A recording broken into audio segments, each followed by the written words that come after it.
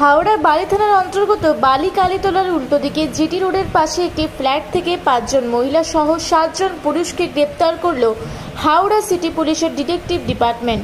অনলাইনে মানুষের থেকে টাকা জালিয়াতির অভিযোগে গ্রেপ্তার হাওড়া সিটি পুলিশের ডিটেকটিভ ডিপার্টমেন্ট রাতে গ্রেপ্তার করে। পুলিশ সূত্রের খবর, উদ্ধার হয়েছে বেশ কিছু ল্যাপটপ, কম্পিউটার এবং 26 লক্ষ টাকা।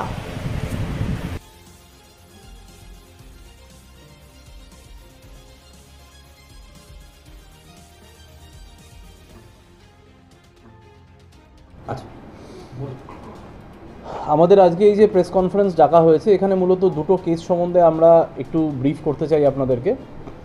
তার মধ্যে প্রথম যেটা আছে সেটা হচ্ছে গতকাল আমাদের কাছে একটা ইনফরমেশন ছিল। ইনফরমেশনটা বেশ কিছুদিন ধরেই ছিল যে বালি থানার অন্তর্গত একটা বিল্ডিংয়ে একটা কল সেন্টার চলছে, একটা ইলিগাল কল সেন্টার চলছে। তো গতকাল আমাদের হাওড়া পুলিশের ডিডি ডিপার্টমেন্ট, আমাদের ডিটেকটিভ ডিপার্টমেন্ট আর আমাদের যে সাইবার ক্রাইম ডিপার্টমেন্ট, এই দুটো ডিপার্টমেন্টের যৌথ দল একটা অভিযান করে বালি থানার আন্ডারে, দিয়ে এই যে ফেক কল সেন্টারটা যেটা আছে এটা বাস্ট করা হয়। তো এখানে মোট আমরা 3 জনকে অ্যারেস্ট করেছি।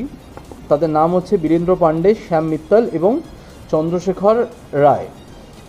এরা মূলত এই ইলিগাল কল সেন্টারটার মাথা। এটা বাদ দিয়েও আরও বেশ কিছুজন যারা এমপ্লয়ি ছিলেন তাদের জিজ্ঞাসাবাদের জন্য ডাকা হয়েছে এবং ইনভেস্টিগেশন চলছে।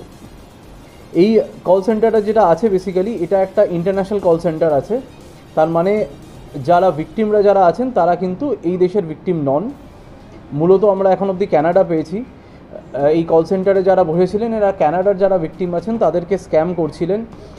এনারা ভিওআইপি মানে ইন্টারনেট প্রোটোকল ওপর দিয়ে যে কল হয় সেই ভিওআইপি ইউজ করে এনারা কল করতেন এবং কল করে নিজেদেরকে কখনো উইন্ডোজ, কখনো মাইক্রোসফট ইত্যাদির টেক সাপোর্ট টিম হিসেবে নিজেদেরকে পরিচয় দিতেন। এবং তারপরে যারা ভিকটিম আছেন তাদেরকে এনারা এনিডেস্ক বা টিম ভিউয়ার এই জাতীয় অ্যাপ্লিকেশন ডাউনলোড করিয়ে তাদের যে সিস্টেমটা আছে সেই সিস্টেমটা এনারা কন্ট্রোল নিয়ে নিতেন। সিস্টেম কন্ট্রোল নেওয়ার পর এনাদেরকে বিভিন্ন জিনিস বুঝিয়ে, যেমন তাদের কম্পিউটারে কোনো রকম ভাইরাস আছে বা ইত্যাদি এই জাতীয় বিভিন্ন জিনিস বুঝিয়ে তাদের কাছ থেকে এনারা টাকা নিতেন। টাকা নেওয়ার ধরনটাও বেশ অভিনব। সেটা হচ্ছে মেনলি এনারা বিটকয়েন ব্যবহার করতেন। ক্রিপ্টোকারেন্সি যেটা আছে আপনারা জানেন বিটকয়েন, সেই বিটকয়েন ব্যবহার করতেন এনারা নিজেরাই বিটকয়েনের যে অ্যাড্রেস বা কিউআর কোড হয় সেটা জেনারেট করে ওনাদেরকে পাঠিয়ে দিতেন এবং সেই কিউআর কোডের মাধ্যমে টাকার লেনদেন হতো। তারপর সেই বিটকয়েনটাকে এখানে এনক্যাশ করিয়ে এনারা টাকা নিয়ে নিতেন। তো এইভাবেই চলছিল লোক ঠকানো।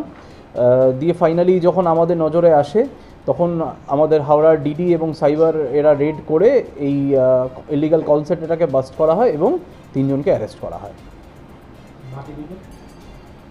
না, এটা হচ্ছে ফার্স্ট কেস। এখানে অ্যাকচুয়ালি দুটো কেস আছে। এবার এটা নিয়ে যদি আপনাদের কিছু থাকে, মানে এটা কিভাবে এই অপারেশনটা করতে, মানে কি চাই, এটা কতদিন এরা অপারেশন চালাচ্ছে?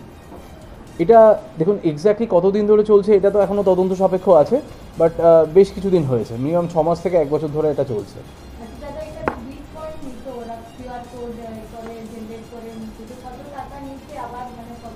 হ্যাঁ, এখন অবধি আমাদের এখানে সিজার হয়েছে। তো সিজারটা একটু বললেন ভালোই হলো।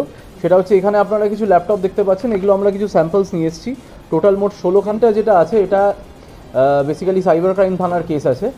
এটা একজন ব্যক্তির স্পেসিফিক কমপ্লেনে এই কেসটা করা হয়।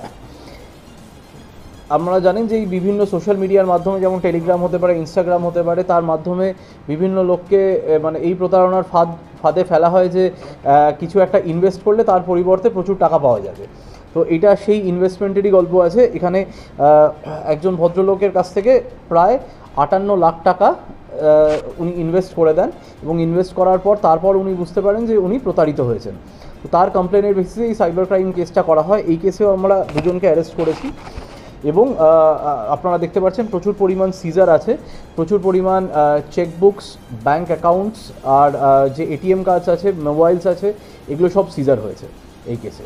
এবং এই কেসে 5 লাখ টাকা এখন অবধি রিকভারিও করা পসিবল হয়েছে। এটা সাইবার ক্রাইম থানায় কেস হয়েছে।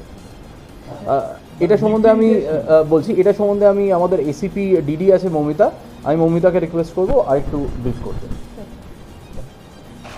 অ্যাকচুয়ালি স্যার যেটা বললেন যে এখানে 58.5 লাখ রুপিস আর কি চিটেড হয়েছিলেন ভদ্রলোক। তো তারপরে তো স্যার বলেই দিলেন ওটা 5 লাখ টাকা আমরা রিফান্ড করাতে পেরেছি। অ্যাকচুয়ালি সাইবার ক্রাইমের ব্যাপারটা একটু বলি, আমরা বিভিন্ন কেস অ্যানালিসিস করে যেটা দেখি আর কি, যে সমস্ত ব্যক্তি বা মহিলা যাদের বয়স 60-এর বেশি তারাই আর কি বেশিরভাগ ক্ষেত্রে টার্গেটেড হন। তো ইনভেস্ট করা বা যারা হয়তো ব্যাংকে যেতে পারেন না, করতে পারেন না, তারাই বেশিরভাগ ক্ষেত্রে টার্গেটেড হন।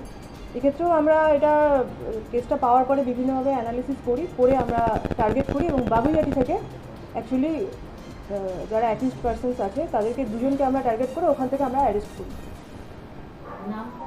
হ্যাঁ, নামটা আমি বলে দিচ্ছি। যে দুজনকে অ্যাকিউজকে অ্যারেস্ট করা হয়েছে, একজন হলেন জয় হেলা আর একজন হলেন সৌরভ বোহানিয়া।